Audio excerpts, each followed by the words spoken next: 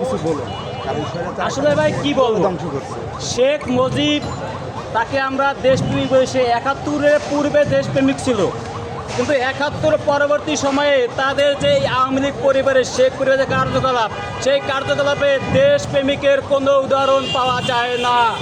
তার বাবা মরেছেন দেশের বিরুদ্ধে গিয়ে, দেশের মানুষের বিরুদ্ধে গিয়ে। তারা ভারতে দাবিদারি করেছিলেন, বিনিময়ে জীবন দিয়ে তা প্রতিদান দিয়েছেন।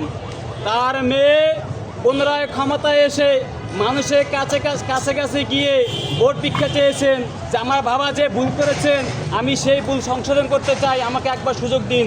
আপনারা পত্রিকাগুলো খুঁজলে সেগুলো পাবেন। কিন্তু সে যখন ক্ষমতার গদি পেয়েছেন, তখন সে তার পিতার অতীত ভুলে গিয়ে সেও সেই ভারতের সহযোগিতায় পুনরায় স্বৈরাচার হয়ে উঠেছে। এদেশের জনগণ দেখিয়ে দিয়েছে কোন স্বৈরাচারের আস্থান এদেশে হবে না। ভবিষ্যতে যদি কেউ আবারও স্বৈরাচার হয়ে উঠতে চায়, তাহলে তাদেরকে বলবো, আপনারা এই দৃশ্য দেখে রাখুন। এখান থেকে আপনারা এই দৃশ্য থেকে সিদ্ধান্ত নিন, আর কখনো কেউ স্বৈরাচার হওয়ার চেষ্টা করবেন না। বাংলাদেশ জিন্দাবাদ, নারে তাকবীর, আল্লাহু আকবার।